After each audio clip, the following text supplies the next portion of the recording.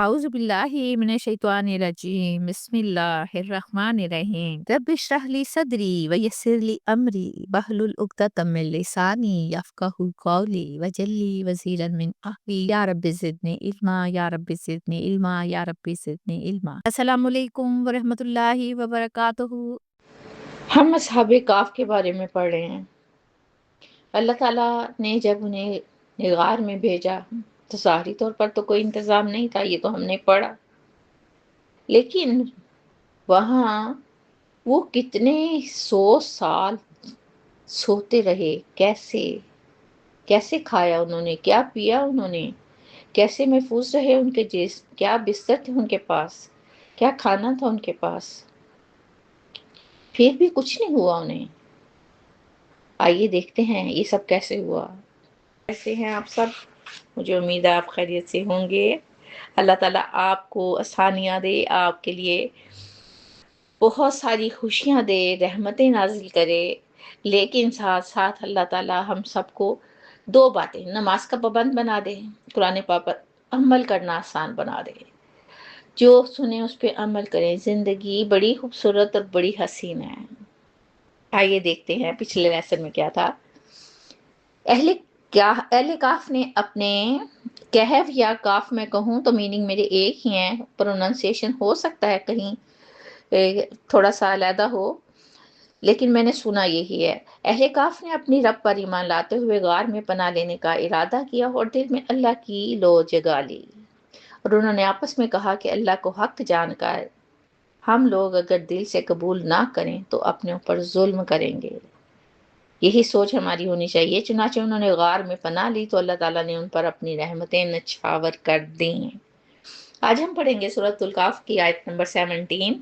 وَتَرَى الشَّمْسَ، اور تو دیکھے گا سورج کو، اِذَا طَلَعَتْ، جب وہ طلوع ہوتا ہے، تَزَاوَرُ، تو وہ جھک کر کنارہ کر جاتا ہے، یعنی کہ ایک سائڈ سے جھک کر گزرتا ہے، عَنْ کَافِهِمْ، ان کی غار سے، ذات الیمین، دائیں طرف کو، وَإِذَا غَرَبَتْ، اور جب وہ غروب ہوتا ہے، تَقْرِضُوهُمْ، تو وہ کترا کر نکل جاتا ہے، یعنی کہ پھر ذرا سائڈ سے ہو کے گزر جاتا ہے، ذات الشمالی، ان سے بائیں طرف سے، وَهُمْ فِي فَجْوَةٍ مِّنْ، اور وہ کھلی جگہ میں ہیں اس غار میں، ذَلِكَ مِنْ آیاتِ اللہ، یہ واقعہ اللہ کی نشانیوں میں سے ہے، مَن يَهْدِ اللَّهُ، جسے اللہ ہدایت دے، فَهُوَ الْمُهْتَدِ، تو وہی ہدایت والا پانے والا ہے، وَمَن يُضْلِلْ، اور جسے وہ گمراہ کر دے، فَلَن تَجِدَ لَهُ، تو ہرگز نہیں پائے گا اس کے لیے ولیم مرشدہ، کوئی دوست رہنمائی فرمانے والا۔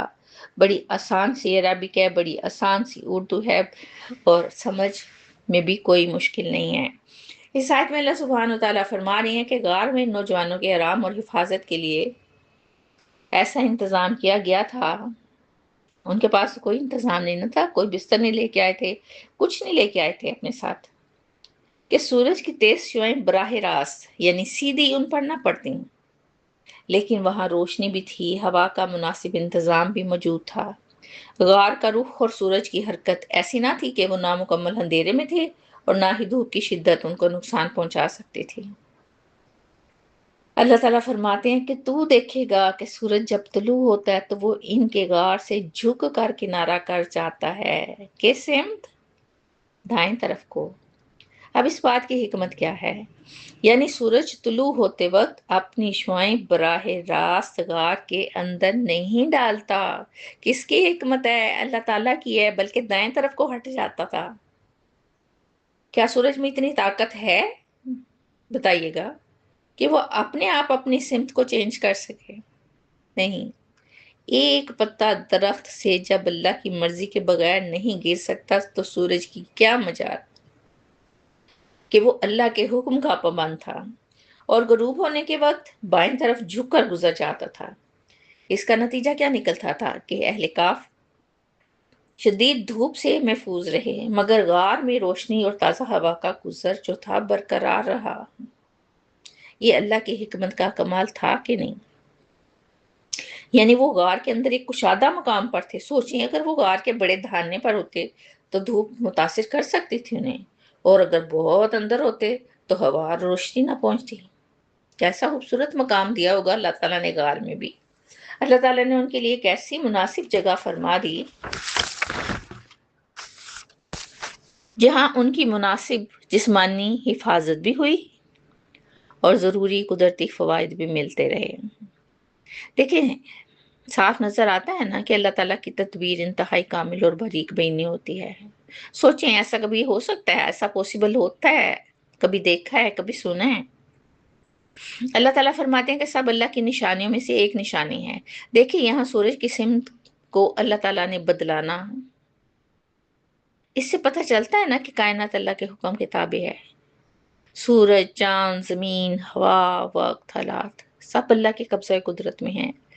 جو اللہ کے دین کے لیے قربانی دیتا ہے نا تو کائنات کے سارے اسباب اس کے مددگار بن جاتے ہیں. کوشش کر کے دیکھیے، اللہ کے بن کے دیکھیے، اللہ کے ہو کے دیکھیے.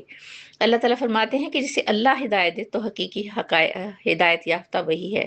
اب یہی جملہ اہل کہف کے بارے کا اثر راز بیان کرتا ہے. دیکھیں ان نوجوانوں کی کامیابی ان کی ذہانت، دولت یا طاقت کی وجہ سے تو نہیں تھی، ان کے پاس تھا ہی کچھ نہیں، بلکہ اللہ کی دی ہوئی ہدایت کی وجہ سے تھی نا. اللہ تعالیٰ نے ان کے دلوں میں ایمان پیدا کیا، انہیں ثابت قدم رکھا، پھر ان کی حفاظت کا سامان بھی کیا. دیکھیں یہ بات صرف انہی نوجوانوں پر تو اپلائی نہیں ہوتی تھی، یہ پیغام آج بھی پوری نوع انسانیت کے لیے ہے. آگے بڑھیں، کوئی رکاوٹ نہیں ہے، اللہ سے ہدایت مانگیں. اللہ آپ کا بھی ہے، ہم سب کا بھی ہے. ہدایت کی توفیق مانگیں گے تو کیوں ہدایت نہیں ملے گی؟ ہدایت بھی ملے گی، معجزے بھی ملیں گے. آزما کر دیکھ لیجئے. اللہ تعالیٰ آیت کے آخری میں فرماتے ہیں کہ جسے اللہ گمراہی میں چھوڑ دے اسے کوئی ہدایت نہیں دے سکتا.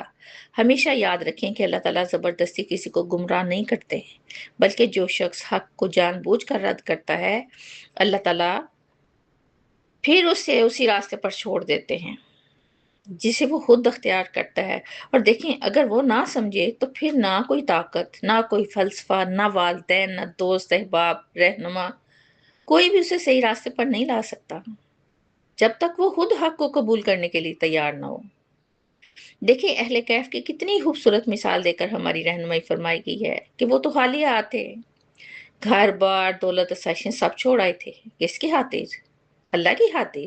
اور ایمان بچانے کے لیے. دیکھیں ہم تو مسلم معاشرے میں رہتے ہیں لیکن ہماری رہنمائی کسی نے نہیں کی.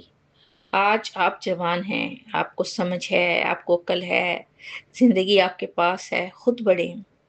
کسی چیز کی ضرورت نہیں سوائے اللہ تعالیٰ کی مدد کے. اگر غار میں صدیوں ان کی حفاظت ہو سکتی ہے نا تو ہمیں اپنی مدد سے محروم تو نہیں کریں گے اللہ تعالیٰ. اس لیے ڈریے نہیں. فرعون بھی تو خدا بنا پھرتا ہے. موسیٰ علیہ السلام رہنمائی کے لیے آئے تھے نا. آپ کی مدد کے لیے بھی اللہ تعالیٰ کسی کو ضرور بھیج دیں گے انشاءاللہ. سورۃ الکہف کی آیت نمبر 18 پڑھتے ہیں. وَتَحْسَبُهُمْ، اور آپ خیال کریں گے انہیں، ایقاظاً، جاگتے ہوئے، یعنی کہ آپ جب دیکھیں گے انہیں، ان کی طرف، اصحاب کہف کی طرف، تو آپ سمجھیں گے کہ یہ جاگتے ہوئے ہیں. وَهُمْ رَقُودٌ، حالانکہ وہ سوئے ہوئے ہیں. وَنُقَلِّبُهُمْ، اور ہم کروٹ بدلتے رہتے ہیں. اب نوجوانوں نے کروٹ نہیں بدلی، کون بدلتا رہا؟ اللہ تعالیٰ ان کی کروٹیں بدلتے رہے. ذات الیمینی، دائیں طرف، وذات الشمالی، اور بائیں طرف، یعنی کہ دائیں بائیں کروٹیں بدلتے رہے. وَقَلْبُهُمْ باسط، اور ان کا کتا پھیلائے ہوئے ہے.